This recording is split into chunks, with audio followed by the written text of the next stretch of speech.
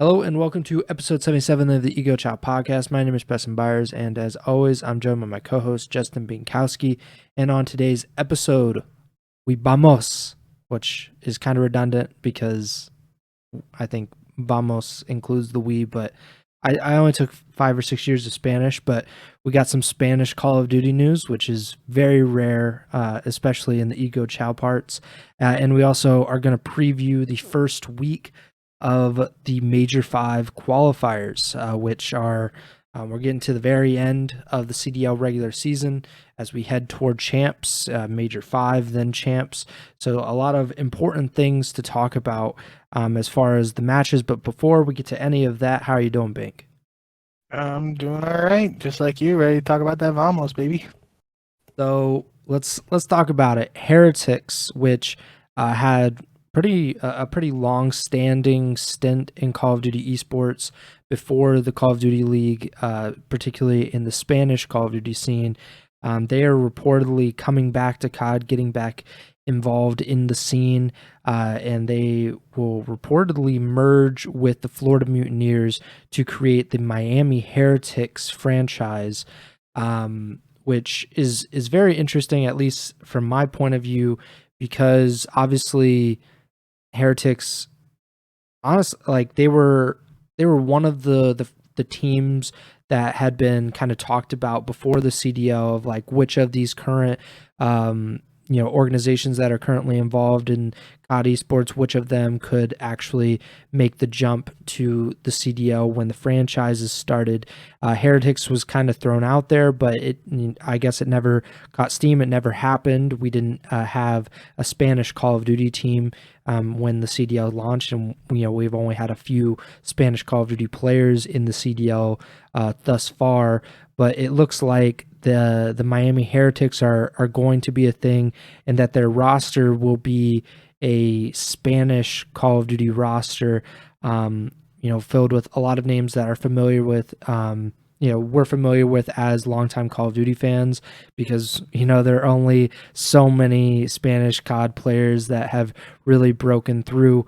What are your initial reaction to this news? Obviously, we've had a lot of ownership change news or rumors over the past year or two, with the Gorillas. We had the Minnesota Rocker thing a few weeks ago, and now we have the Heretics Mutineers thing. So what is Bink's opinion on Vamos and what the Miami Heretics might look like in the near future? I love it, man. I think, obviously there was the initial period of the CDL where that you were kind of referring to, that some people thought maybe they would be one of the inaugural teams, and when that didn't happen, I feel like since that point, a team representing Spain slash a Spanish team has been like one of those like topics of discussion whenever expansion inevitably comes up, because expansion is always a hot topic in the scene. So it felt like, if there was like a list of teams that could join the league through expansion, that Heretics would be one of the options that a lot of people were interested in. I think it's definitely worth mentioning. They weren't necessarily the best team, but they definitely were very competitive. And at least, I'm speaking right now mostly about their Black Ops 4 team when they actually were in the CWL. And they were exciting. Like they drew in a lot of viewers, if my memory serves correctly, and that's where the Vamos comes from. Spamming Vamos in the chat became almost a meme, and not even a meme might not even be the right word, just because there were so many people just spamming that in the chat. So,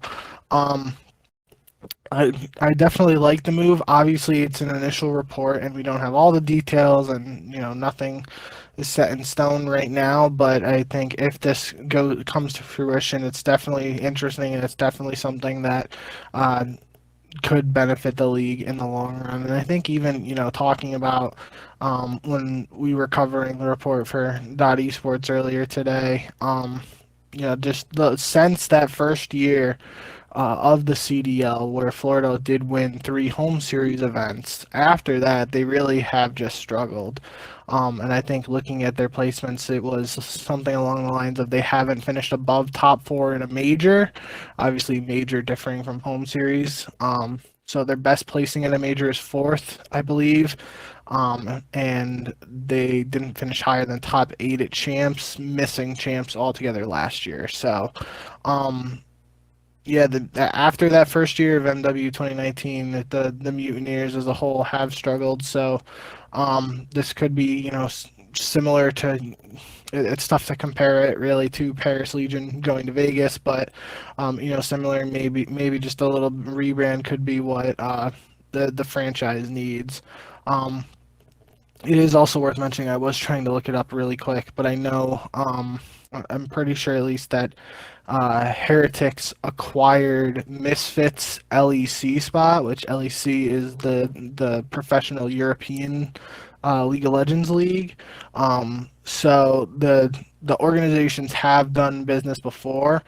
Based on this initial report, doesn't sound like it would be like Misfits selling to Heretics. It kind of sounded like they would still be involved, but obviously that's, could just be a misinterpretation and, not just having all the details because this is an initial Mhm. report. Um, but if that did happen, I think that would be good to see. Similar to what we talked about with Minnesota Rocker sounding like in their report a couple of weeks back that they don't want to outright sell the team, but they want to kind of team up with somebody. Um, that just, I feel like that would be beneficial because you're bringing together 2 fan bases technically instead of just kind of abandoning one, even though it's not really abandoning it, but um yeah, I feel like just the merger would be better than just a straight up acquisition from like a fan retention standpoint, in my opinion. Yeah, I totally agree with that. And I was going to bring that up with the Minnesota stuff is that, um, Minnesota obviously they talked publicly about a possible merger or a possible sale in the future of the esports organization, including the CDL team. And we're seeing what a merger might look like if the Minnesota, organization does that. If they wanted to sell to Rise Nation and become like the Minnesota Rise or something along those lines. I think that's probably the best way forward for some of these organizations. Obviously, like $25 million buy-in for the CDL was like a ridiculous investment, and I think everybody saw that from the beginning, except the people that were buying in, or maybe they were just kind of hopeful that it would work out nonetheless. Um, but to get as many fans as possible while keeping some kind of branding with like your current team or your current organization with some of those players. I think the merging is probably the best option here. I'm kind of surprised that they're going away from the Florida part of it to kind of because you look at Optic Texas, they're kind of branded across the entire state of Texas, not Dallas or Houston or whatever. But they have that entire state where they're pretty much branded for. And for the Mutineers, we've had the Florida Mutineers, and we've seen in other sports like the Florida Panthers, who Boston Bruins suck, lol. So like the Panthers, they're kind of marketing to their whole state, even though there are multiple teams in Florida in the NHL. And with the Mutineers now, it looks like it'll become the Miami Heretics. Which does make sense though because you have a large Latino population in Miami, a large Spanish-speaking population. Heretics, a Spanish organization. I'm sure they will definitely lean into that and become like one of the first organizations to really try to like become like a dual language or like multiple language organization. But I'm really excited about this. Like I agree with you about the Mutineers stuff where they really haven't had any momentum in like 2 years, maybe 3 years at this point. Obviously, like Pharaoh dying was horrible, and like he was a big piece of that first year, and he was also like at least in terms of branding, even like he was kind of their centerpiece He was kind of the young up and coming star for them, and obviously that just like kind of took the wind out of their sails. But even beyond that, like the roster has not been competitive. Like you said, I think they lost out on champs on a tiebreaker last season. So like that sucks because that's one more event that you possibly could have done something and become, more popular, gotten more fans at the biggest event of the year. And just things haven't really worked out for them. We saw Havoc; he stepped down from the roster due to personal issues earlier this season, and they are one of the worst teams in the league, almost 0% chance of making it to champs. So there's just like absolutely no positive momentum going in the Mutineers' way. But Heretics coming in, something new, something kind of familiar, obviously, but with the past Call of Duty connection, I just think it's the perfect fit. And I'm glad that it's not another organization coming in that's never been involved in COD, that really doesn't have any experience like with the community and stuff. Like Heretics, and I would feel the same way about like Giants, because that's the only other Spanish Call of Duty team that I can think of off the top of my head. But like I would be perfectly fine with someone like that coming in as well, just because they have that connection. I think we should mention before we move on that the roster, according to the rotation, the Miami Heretics roster reportedly is set to be Eric Boom, Lucky, Meadows, Journey, and Vickle. Of course, Vickle, currently part of the Florida Mutineers roster. He's Spanish. He's played in North America for the past few years, but he is from Spain. And then Lucky, Meadows, Journey, I believe were all on the last Heretics, the 2019 roster. And then Eric Boom is kind of like one of the more up-and-coming European players that's been around challengers for the past year or two, that is kind of like become like a big part of the challenger scene. So what are your thoughts on that? Just the fact that it does look like they're going all in on the Spanish connection, not shying away from it like we saw with London over the past few seasons, where they picked up more American players or more North American players rather than the English players. So what do you think about the Heretics possibly going with a Spanish lineup? Yeah, I like it. I think it has a lot of ramifications for the league, just in the sense of, you think about it with those names that you reported, 4 out of those 5 aren't in the league currently, which means technically 3 or 4 players currently in the league wouldn't be in starting roles in 2024. Obviously, that number could be bigger with retirements and then other, people not making the cut and whatever. But just for it to be, we're still in the 2023 season. To know that like if you're like one of those fringe guys, to know that potentially like 4 spots are automatically locked up already, that's kind of interesting. And like I think just potential ramifications of that could ripple throughout the league, because then you have other teams trying to get guys who are free agents, and if somebody's not available, then some people might be stuck in sub spots and all that stuff. So I'm not saying the report is wrong, obviously. I just think it is a little weird that like Heretics would have their 2024 roster already locked in at this point when we're already still in the season. But the roster obviously makes sense in terms of, like you said, 3 of those guys having a history with Heretics and having that connection to the Spanish fan base. I don't know much about Eric Boom, but so yeah, I think it is kind of cool if that does come to fruition, and we'll just have to wait and see on that front. But it in my head, it is a little strange to be thinking about 2024 rosters already for a team that technically isn't even officially in the league. But yeah, I guess that's just where we're at right now. So we'll have to see how it all shakes out. But if Florida Mutineers announced the move tomorrow that Heretics is confirmed, that roster is confirmed for next year, I guess it would it wouldn't surprise me at all. It would just be weird timing in my head. It is a little odd, especially in Call of Duty, to have like those players already kind of lined up. It's a little bit different in like, say soccer, where like players will sign pre-contracts while they're under contract with another team because like, like in the NBA and the NFL, like we know your contract runs out on March 31st or July 1st or whatever. And at that point, you are officially allowed to like sign a contract with another team.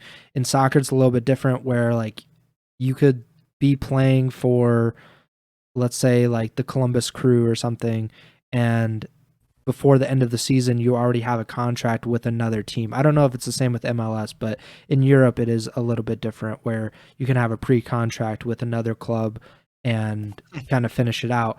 But it also makes sense just from like the Heretics point of view that like they probably already know they're not keeping these like current Mutineers roster guys around because they're going all in on the Spanish roster, and there are probably only so many Spanish players that they probably would target anyway. And like you said, like most of these guys that we named aren't even in the league, so there's no contracts to kind of go through as far as like another CDL team. Like they don't need to buy out anybody. Vickel's the only player on a CDL roster, and he's playing for the team that they're going to merge with. So from that point of view, it's kind of like they already have it all lined up. Reportedly, maybe things will change, or maybe that's not accurate. But if it is to be believed, then it's kind of nice to be so organized and so set on what you're going to do. And also, I was thinking about the events for next year because we don't know what the format's going to be. It's changed pretty much every year in some way or some form. Like there has to be a European event next year. Like COVID is obviously not an excuse anymore. Like, and there hasn't been a European event since 2020, like before COVID and that was in the UK. Like let's go to Madrid, let's go to Barcelona or something like that. Like, could you imagine how many Vamos there will be if Heretics is in the CDL with an all Spanish lineup playing in Spain against FaZe or Optic? Like, that's ridiculous. And, we're kind of being deprived of that at the moment. Like, even with London, and, they're absolutely awful this season, and they don't have like this all English lineup, but like we need that. Like I think it's pretty much confirmed that the UK crowd from 2020 was one of the best crowds like in COD in the CDO, like obviously in the past few years. But like we just need that. We need like the community stuff to come back, and I think that would be a perfect way to do it, to go to Spain. Anything else on the Heretic stuff before we move on? Not that I can really think of.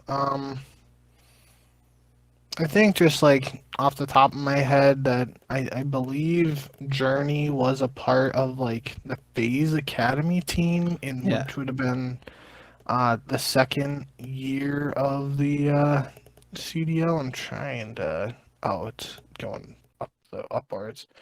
It was the first year, 2020. It was on FaZe Academy with Abstract, Gravity, and Turnup, and then Sib when he got brought in. That was in 2020. Yeah. Oh, so that means okay. So Lucky and Metals were on Toronto, and Journey was on the Academy team. Okay. So yeah, I think just overall verdict is that we've seen what these guys are capable of, and if the move does come to fruition, it just will be interesting to see. But I think even outside of results, worst case scenario, let's just say the Miami Heretics have the same record as the Florida Mutineers do at this point right now. Next season, at the same point, I still feel like there would be more excitement and general interest in the team. It would be higher than what is at Florida at this point due to just that bringing in that Spanish fan base. So, yeah, if the report holds true and comes to fruition, that's what I'm most excited about is just all the Vamos. Yeah, that's definitely a big part of it. Just the having a connection with the community, which is kind of like what we've been missing from the CDL, because we have these cities that, these teams are quote unquote tied to, but most of them aren't based in that city. They don't really have any connection to it.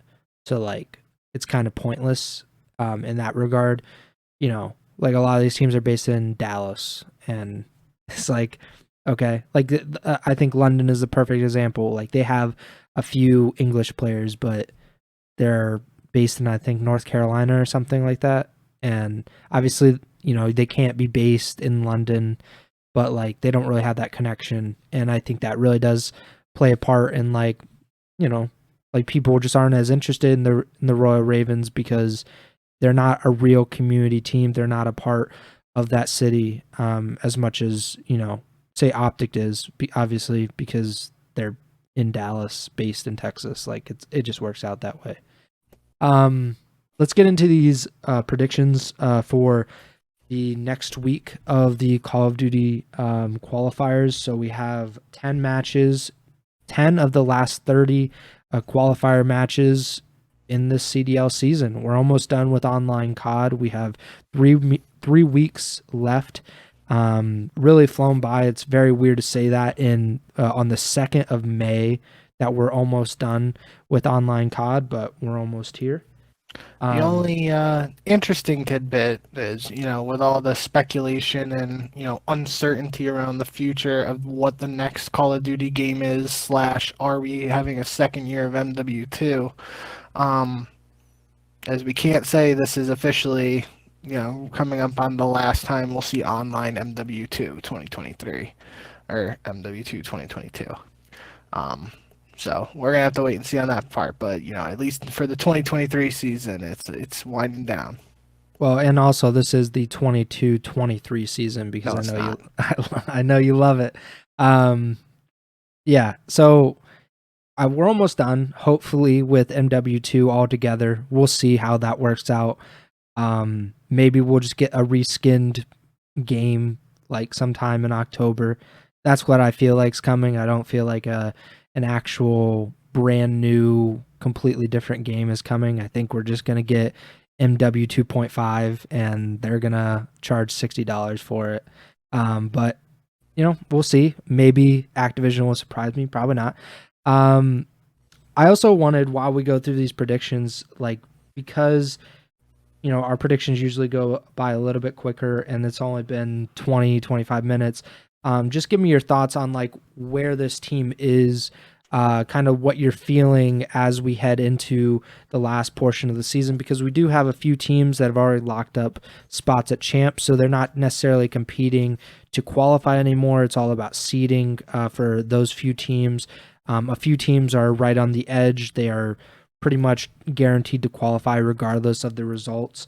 But seeding is very important. And then we have those teams that we talked about for the last few weeks.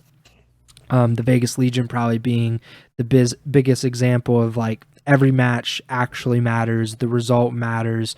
They need to win as many of these as possible, or they risk not going to champs and not going to champs in their hometown or their base. So kind of a vibe check. That's what I'm calling it, just to brand it, I guess, a little bit. But let's get into these predictions. Friday, May 5th, we have 3 matches. Atlanta FaZe versus the LA Gorillas. Two very distinct vibes going on here. Atlanta, the number 1 seed at the moment, despite some ups and downs this season, they're still at the top of the CDL standings. And then the LA Gorillas, almost guaranteed to not make champs for another year. I believe they made it 1 year. Like, obviously 1 year was all 12 teams made it, if I'm not mistaken. But I don't think they made it the other years. So like LAG's been pretty bad. They're on a losing streak. They are kind of on the downslide. So what's your vibe check for FaZe and Gorillas heading into their week 1 matchup? Yeah, obviously I'm going to pick FaZe here for this matchup. I think vibe check wise, for FaZe, it could be better, but it also could be worse.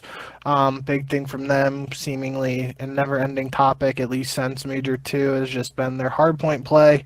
I feel like they should really, they're in an interesting spot because, like you said, they have qualified for champs, or you didn't say them, but, Yeah. they are one of the teams that has qualified for champs. But because of how tight the points are, it might not be like in past years. Like I know what immediately jumps to mind for me was in the Black Ops Cold War season. They had like just a super significant lead, and that allowed them to kind of experiment with their map pool. And in particular, it allowed them to play a lot of Apocalypse, which was one of the newer maps added towards the end of the Black Ops Cold War season. And it really wasn't played that much by a lot of the other teams, but I feel like FaZe was one of those teams that really like took a chance with it because they had the opportunity to do so with their points, and they kind of, they could. It wasn't really a gamble, but they could, they could just test it out, see how it worked. And if my memory serves me correctly, I believe Apocalypse Hardpoint was the map that they ended up winning COD champs on at the very end. If I remember, it was in that like little hut.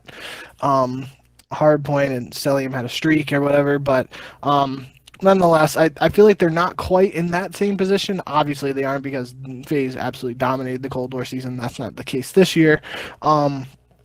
So we might not see as much experimentation out of FaZe, but I do think that's what they should be looking to do in this set of qualifiers is, not jeopardize their potential to start in winners bracket because obviously they still want to have a really strong placing at the last major and they want to start in winners bracket to give themselves the best shot at doing that. But I feel like they've been playing a little bit more hydro hardpoint than they were towards the beginning of the year. So maybe they are just trying to figure something out. Figure out what their best hardpoint maps are, what they want to do towards the end of the year, and I feel like that's where I'm at with them. Obviously, their search is still good. It's not undefeated good as it was during their famous stretch. Now, they are dropping some search and destroy maps, but that's what a normal team does. So. Mm-hmm. That's just the vibes with FaZe is I still think they're a really talented team. They just have some stuff to work on, especially hardpoint, and if they're able to figure out hardpoint and even play at a fraction of what they were playing like in search during their streak, I think they're a really scary team heading into champs. And then for the Gorillas, I don't think there's much to say with them. I will say, we kind of mentioned on the last show that I didn't feel like there was going to be really any roster changes outside of the one we already talked about with Boston. Heading into these qualifiers, I feel like LAG, if they wanted to do something last minute here with giving Spart another chance in place of somebody, maybe they're like one of the only teams, just because I feel like there's no team's going to sign someone at this point in the season. So it would almost have to be somebody like a Spart, like a Vivid, who is signed to the team already and in that sub role, and you would just swap them out with somebody else. So I feel like maybe they try something with that, but I wouldn't be surprised if they just keep rolling with this set of four that they have now. But barring some an incredible come to mind moment, or they just all of a sudden figured something out over the last 2 weeks. I still expect LAG to struggle towards the end of the season. Yeah, LAG's vibe is definitely slaughtered. There is no shot that there are good vibes in that team anymore. They are on an 8-match losing streak heading into this. They have not won since the Major 3 qualifiers. They were actually in the winners bracket of Major 3, if you can believe that. They sneaked in with a 2-3 record, got beat by Seattle in Game 5, lost to Vegas in the losers bracket to be eliminated. And then they lost all 5 of their Major 4 qualifier matches, lost in another Game 5 to the Seattle Surge at Major 4. And now we have LAG versus Atlanta in the opening match of the Major 5 qualifiers. Yeah, just bad vibes. They are, I believe, second to last in the CDL. They're in 11th place with an 8-20 record. They're pretty much, they would have to win like 8 more matches. They'd have to kind of double their wins to even tie Minnesota at this point. It's not looking too hot, or they'd have to win like a major in a few matches. Either way, it's just not been real great for the Gorillas at this point in the season. And yeah, I'm gonna pick Atlanta FaZe. I would say that their vibe is a little uneasy. Not worried so much, but just not comfortable because they played Optic, they played the Thieves, they played Seattle, they played New York.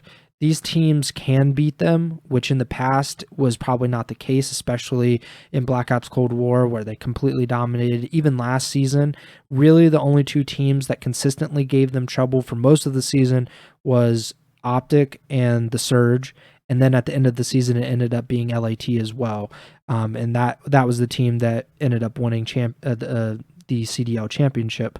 So right now, I would say that FaZe is probably a little bit uneasy, or at least they should feel kind of unsteady because of those hard point issues. I don't think the S&D stuff is really anything to worry about at the moment because it's still their strongest game mode, and I believe they're like an above average control team, but they can't win hard points consistently enough to get to game fives sometimes, and I think that's really coming back to bite them. But yeah, I'll still go with FaZe over LAG because I'm not an idiot. Let's go to Optic versus Vegas. The first match of kind of the death qualifiers for Vegas. They're in a do or die situation, as we've mentioned last week, and I briefly alluded to it just a few minutes ago. But Vegas, they are in 9th place. Only the top 8 will make champs. They are 20 points behind Minnesota heading into the qualifiers, who they also play during the set of qualifiers. But Vegas has an incredibly tough schedule, a much tougher schedule than Minnesota does at this point. I'll say the vibes for Vegas are anxious, maybe. Pretty. I don't want to use uneasy because that's not. I also used it for FaZe, but I want to kind of maybe like DEFCON. Maybe that's the kind of vibes we're going with for Vegas at this point. Although this match is not like okay, like we're expected to win, we need to win this one, even though that would help. But yeah, Vegas are probably just not feeling great right now. And then as for Optic, they're feeling like pretty good, not great, pretty good though. Got second at the major, only lost to Thieves. What do you think? Yeah, I think opposite ends of the spectrum here. It's, I think the DEFCON analogy is good for Vegas. I wouldn't say, full on panic, but it's got to be a little panic just It's because. like DEFCON 3. they had, I said this last episode, but they had their destiny was in their own hands, and they just threw it away, and now it's going to come down to some really tough qualifiers, like you said, and it's just a much tougher path than if they had showed up and had a better placing at the past major. As opposed to Optic, I think vibes are still good with them. 2 back-to-back second place finishes is pretty good, and they still were a really strong team heading into the major. In those qualifiers, they played really well online, and they still played pretty well at the major too, just outside of not being able to come home with the gold. So I think still vibes are good with Optic, still a contender in my eyes. Vegas, though, they're gonna have to pull off some upsets. So starting here would be a big one. I just don't see it happening right now, so I'm gonna go with Optic. Yeah, Optic actually has a chance to grab the number 1 seed in this set of qualifiers or at Major 5. They're 25 points behind FaZe, who are in first, and the Optic outpointed FaZe by 30 in between the Major 4 qualifiers and Major 4. So if that happens again, Optic would be the number 1 seed most likely. So something to watch there. Then we have Seattle versus Toronto. A pretty weird matchup, all things considered, just because Toronto is, not in a great place, at least like coming off a Major 3. the champions. They had to be feeling really good. Major 4, a disastrous qualifier set. They kind of salvage it a little bit at Major 4, but it still was less than ideal. They ended up winning 2 matches, grabbing 20 points, so 30 points in the last set of qualifiers plus the major. They probably would be in third at this point in the standings. They probably would have clinched a spot at champs at the major had they not screwed up the qualifiers so bad. I'm not sure what the vibe would be for them. Kind of hungry, maybe like they have to try to prove at least to themselves a little bit that like that was just a one-off, like that those 5 matches in the qualifiers were kind of flukes, like, you know, that it won't go like that again. But Seattle is a tough team to kind of prove that against. What do you think the vibes are for Seattle as well? Just real quick, did you say who you're picking for Vegas Optic? I'm still thinking about it. I'll say it after you give the vibes. Oh, okay. For Seattle and Toronto, I think, it's kind of, I think hungry was a really good way to describe it, especially for Toronto. Just kind of try to prove the doubters wrong. And even with Seattle, like I could see hungry fitting them too, but I think it's a little bit different for each of these teams because Seattle was playing well in the qualifiers heading into Major 4, and then they had that upset loss to Minnesota, and that kind of, an earlier exit than expected. Just isn't an ideal way to go out for them. As opposed to Toronto, they kind of dug their own grave with a poor performance in the qualifiers, but then they played better than, some people might have expected in comparison to, obviously they had just won the last tournament, but in comparison to their online play, winning a couple matches and losing bracket with your backs against the wall, they were able to salvage it a little bit, like you said. So I think hungry was a good way to describe it, especially that's a good buzzword that comes right to mind, especially you think about Scrappy. I can just picture him being like super intense, trying to get back to their A game, and same thing with Seattle. Both these squads have the talent. This is going to be a matter of putting it together, and I'm really excited for this match in particular. But I'm going to go with Seattle for this one.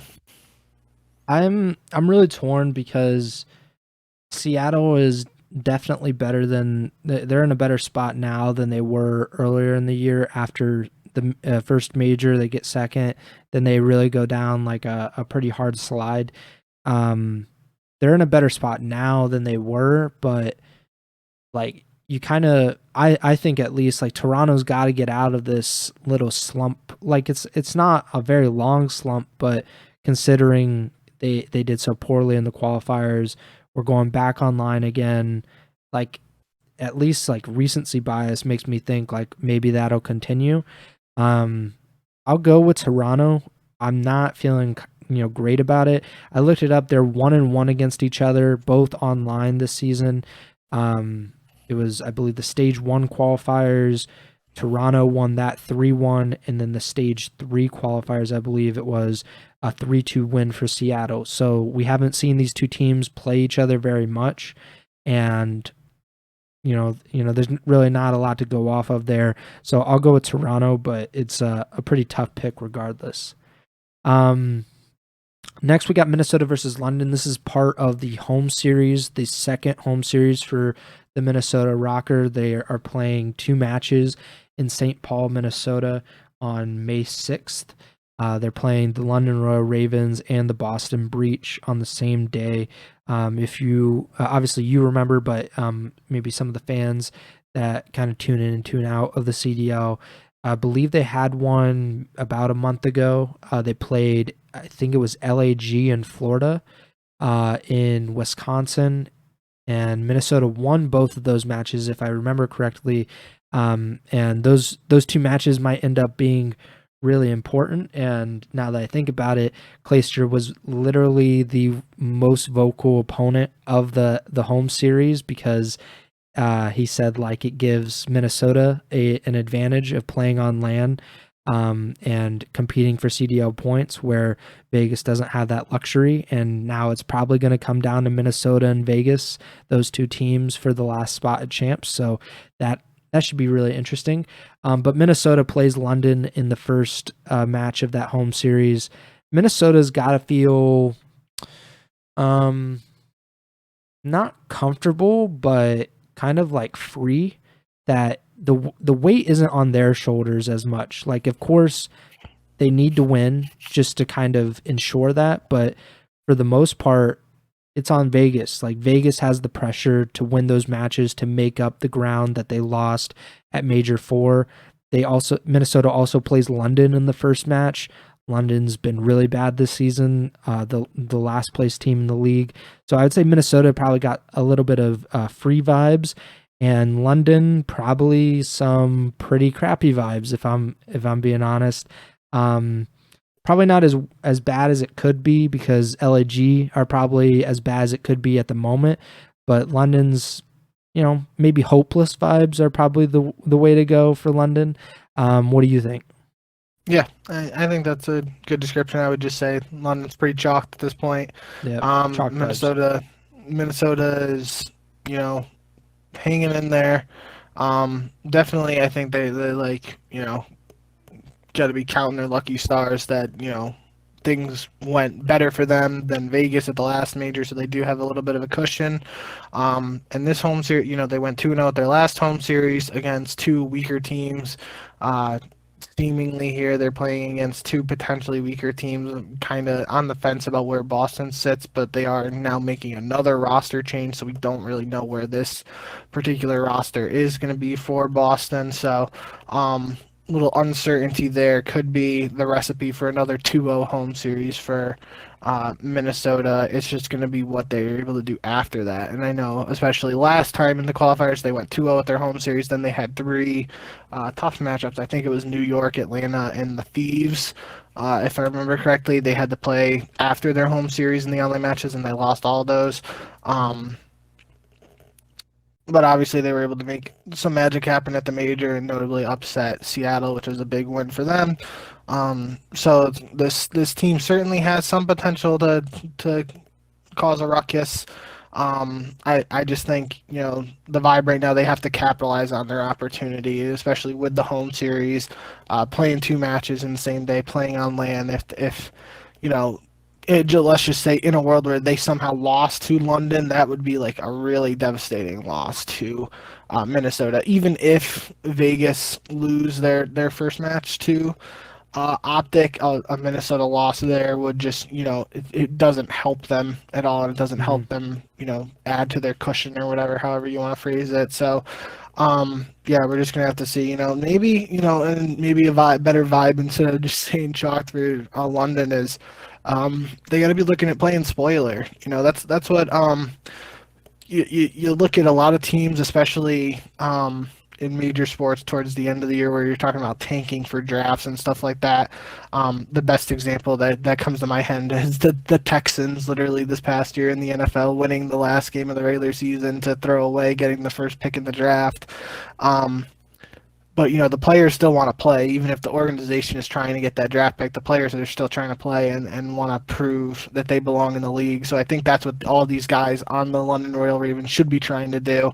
I don't think they should be going out there trying to make individual hectic plays that, at the cost of their teammates are just, putting up crazy numbers or something like that. But I just think, the players on London right now should be looking at this opportunity, as they have potentially, let's just call it 6-7 matches left in their season to show that they have what it takes to be on a CDL team in 2024. And that's what London should be using this opportunity to do, in my eyes. Yeah, and as far as like the record, they're 6-18. Like, just not having the worst record in the CDL this season would probably be nice. LAG, like I said, 8-match losing streak. Who knows how long that could go on? They only have 2 more wins than London. Like, it's feasible for London to at least match them or win one more match than them. So there is something to play for in that regard for London. Unfortunately, there is no draft in the CDL, or they would just tank completely and try to get the next up and coming prospect in the CDL draft. Next, we have New York versus Vegas. We already talked a little bit about Vegas when they play against Optic on Friday. For New York, I was thinking they should feel a little rejuvenated. They had a really strong start to their season, obviously Major 1 champions. That's where a lot of the CDL points that they have earned this season, that's where it came from. They had kind of, not really terrible middle part of the season, although I do believe they got double first rounded at a major, if I'm not mistaken. But, obviously not great regardless. And in the Major 4 qualifiers, won 3 matches, I believe. Major 4, they ended up winning 3 more matches, played very well. Their best major placing since Major 1. I think New York should feel a little rejuvenated. Obviously, Clay and Hydra had a little bit of very short-lived beef at Major 4 after New York beat Vegas. But New York beat Vegas, which is a good thing. They stomped them, and New York played pretty well throughout the weekend, all things considered.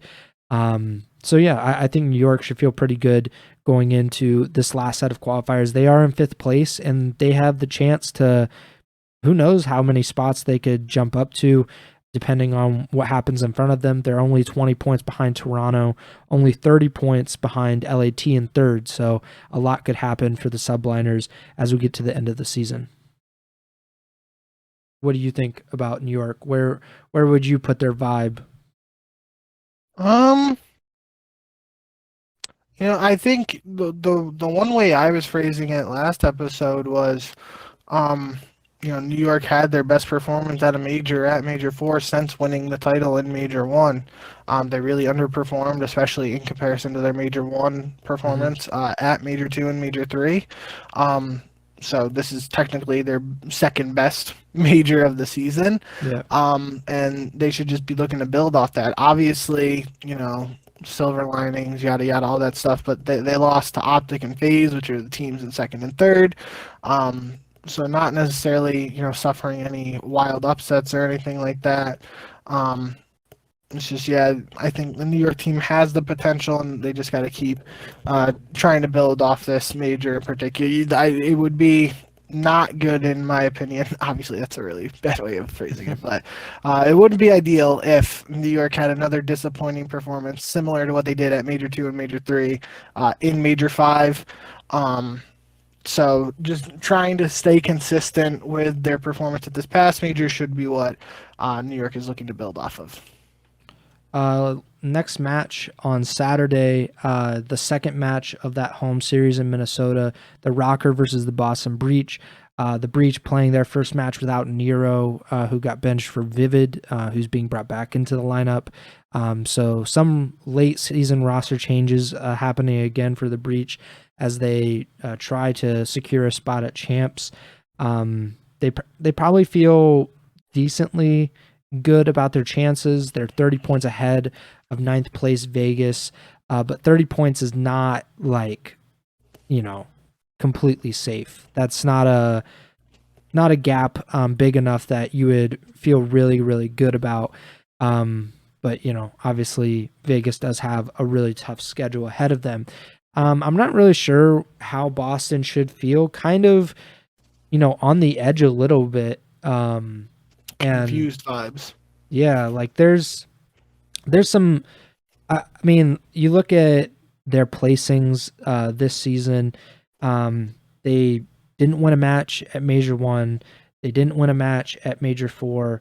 But they had decent performances at Major 2 and Major 3. They've had some really good qualifier performances. They won 4 of their 5 matches in the Major 3 qualifiers.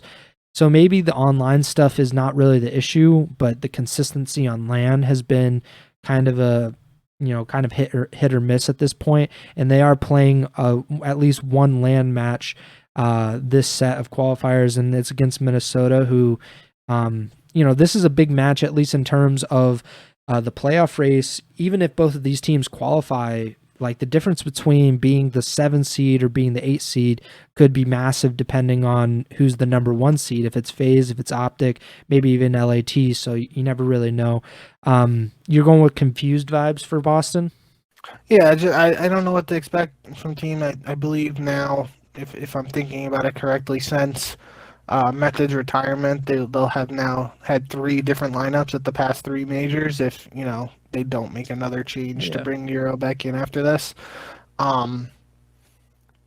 So yeah, I think they're trying to figure out what works, and if they think consistent changes like this is what could potentially bring them the best results, then more power to them.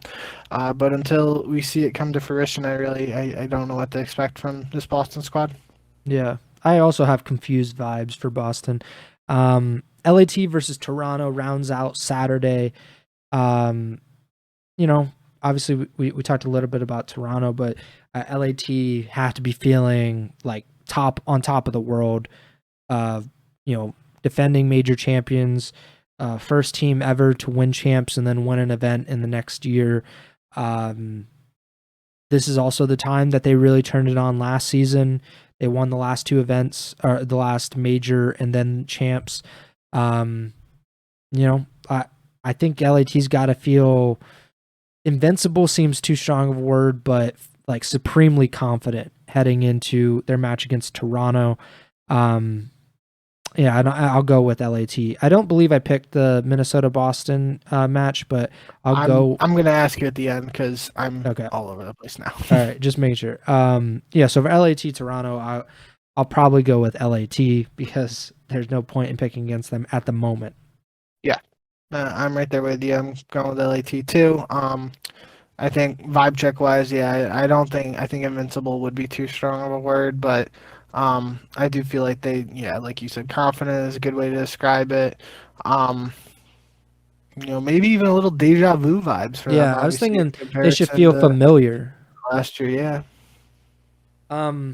Their other LA team, they play the first match Sunday, LAG versus Florida. I mean, like, okay. This is like the Texans versus the Bears in week 18 or something. It's both these teams should feel good that they play each other. That's what I'll say, because there's a better chance that they'll win this match. I mean, at the same time though, like the vibes for Florida got to be Vamos, right? Like that team could be only a little for one.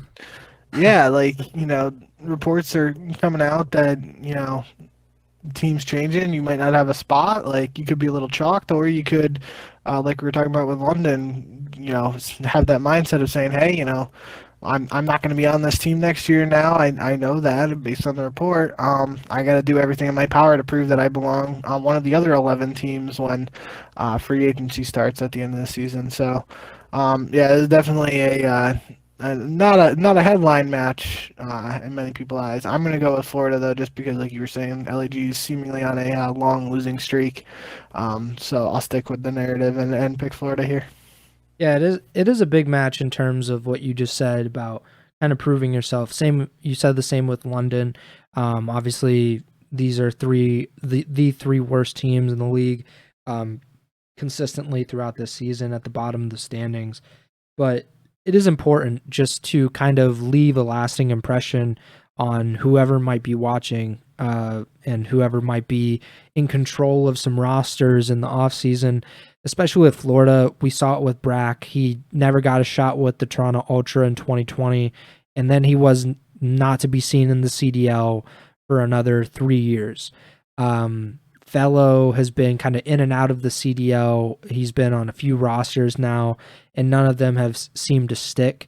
But there's always the chance that next roster will be the one to kind of fit him perfectly, and he might be able to contribute to something.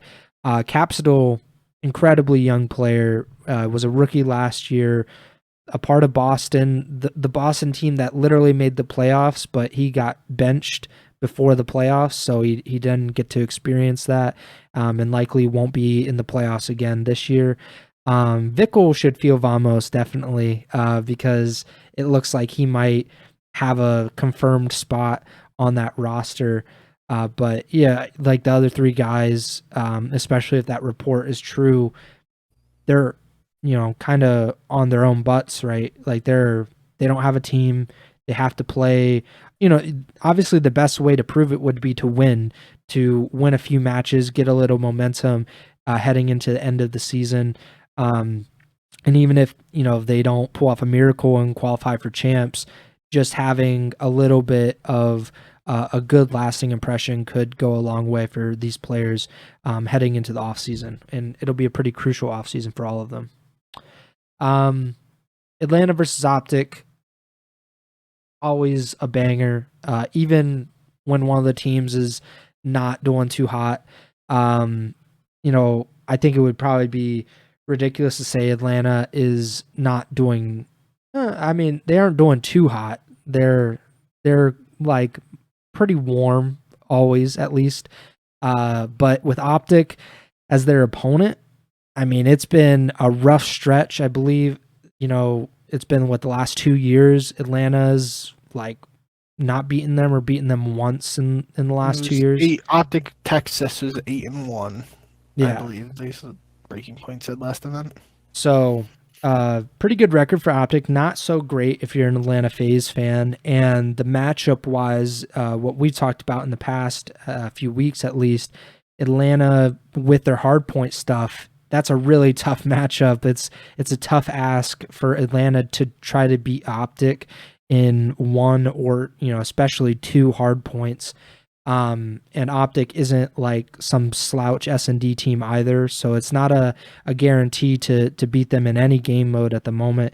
I'm not too sure what how these two teams would feel going against each other, what their vibes would be. I mean, Optic would definitely feel confident because they've beaten them over and over and over again despite these roster changes. But Atlanta's got to feel like a little bit hungry as well. Like if we beat them once, we know we can beat them again, and that should be the mindset for Atlanta going into this. Yep. And all those numbers be damned, I'm picking Atlanta here. Something's telling me they might finally turn things around here against Optic Texas. And I still, I just gotta say it because I don't want people to only hear this episode and not think. I think that the stat of it being Optic Texas being 8-1 or whatever against Atlanta is very misleading because obviously they've only been Optic Texas for the last season and a half now. So Atlanta saw success against Optic Chicago and Chicago Huntsmen. It's just Optics had their number lately. So in this matchup, I'm gonna go with Atlanta, even though there's probably no real reason I should pick them, but I will anyway.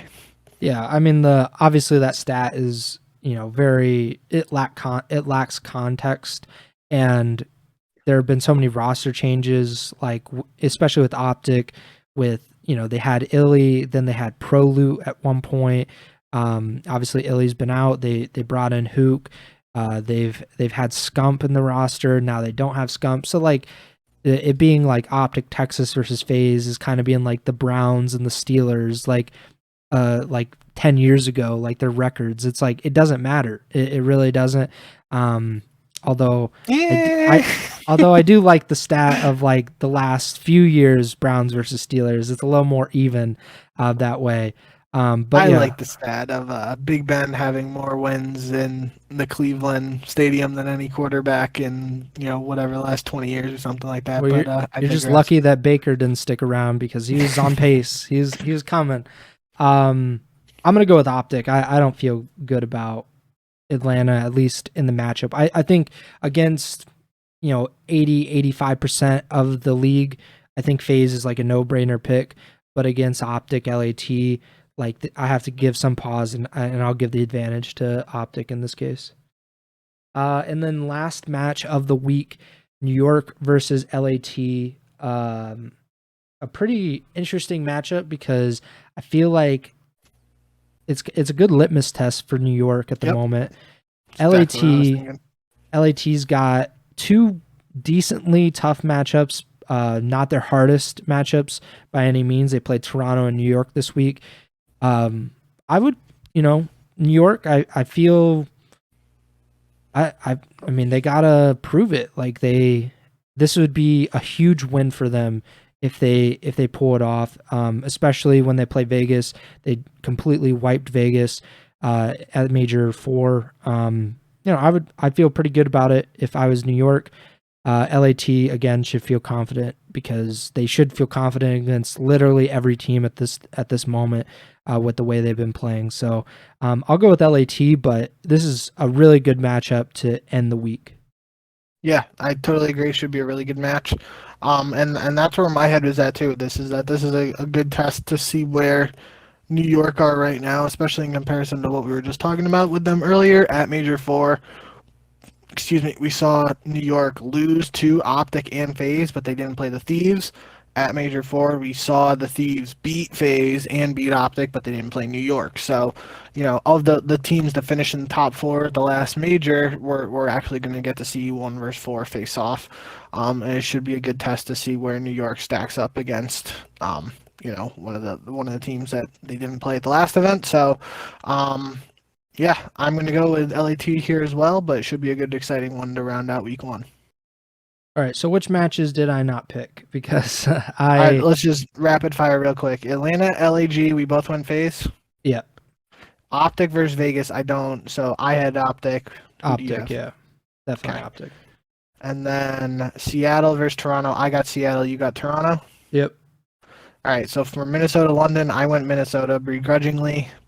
Yeah, I'm going to go with Minnesota as well. Okay. New York versus Vegas. New York. Yeah, we just saw that one, so that Yeah. makes sense too. Minnesota versus Boston. I'll go with Boston. I'm a big Vivid fan, as you know. Yeah, I'm going with Minnesota there. I don't think I actually said it, but I went with New York and New York Vegas too. So then Minnesota, Boston, I got Minnesota, you got Boston. LAT versus Toronto, we both have LAT. Yep. Florida versus LAG, I think that's the last one. Florida. I have Florida. It's pretty hard to pick LAG at the moment. Yeah, you're going with Florida? Yeah. Cool. So we both have Florida there, and then Atlanta Optic. I got Atlanta. You got Optic. Mm-hmm. New York LAT. We both got LAT. Yep. Our pick'em records. So you are 5 matches ahead as we get into the last 5th of the season. 97-71 is your record. We both went 12-6, which puts me at 92-76. So we're well above 500, which at a certain point early in the season we were not doing too well. It was not looking great, but we've really turned it around. I don't know which teams have really helped us. I know Vegas has hurt us a few times. Seattle has hurt me too many times, which maybe I should. I picked against them, so they'll probably win this week, which is nice. Yeah, I think that about does it. Make sure to subscribe, like, or follow the podcast wherever you're listening or watching on. Really appreciate you guys' support on YouTube. The last few videos, like I said last week, and it continued this week as well. Some of our most popular videos, even though, like the numbers are small compared to the flank and whatever, but like for how small of followings we have, like that's incredible that we've been able to get that many people to go watch an hour long video of our stupid faces talking about Call of Duty esports. So I really appreciate all the support. Make sure to give us a 5-star rating on Apple Podcasts, like the videos on YouTube, subscribe, share them if you would like. Follow us on Twitter. He's at jbink with 2Ks. I'm at Preston Byers, and the podcast Twitter is at Ego Chall Podcast. And the next show will be sometime next week. We kind of been flipping back and forth between doing the live shows on Monday and Tuesday, or like uploading the feeds and stuff on Tuesdays and Wednesdays. I'm not sure what everyone prefers. It kind of switches back and forth for me of like which one's better. But as long as the Yankees keep beating the Guardians and doing it in like 2 hours, then we'll be here probably every Tuesday. I don't know what the Yankee schedule is looking like, but that is a big determining factor at the moment. But yeah, we'll be back next week, and we'll be talking about these matches that we just previewed, kind of seeing whether our vibe checks were correct in our assessment. And then we'll be previewing the second week and getting even closer to Major 5 and ultimately getting closer to the CDL Championship. So, yep, that does it for me. Bink, take it away. Yep, I think you hit the nail on the head with your outro there. Definitely appreciate all the support, guys. Thank you, as always, for tuning in. And, any criticism, feedback you guys got, please send it our way and let us know what we can do to improve.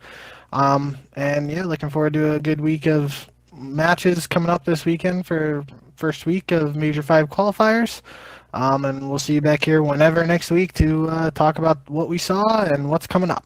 So until then, always remember to send the chow.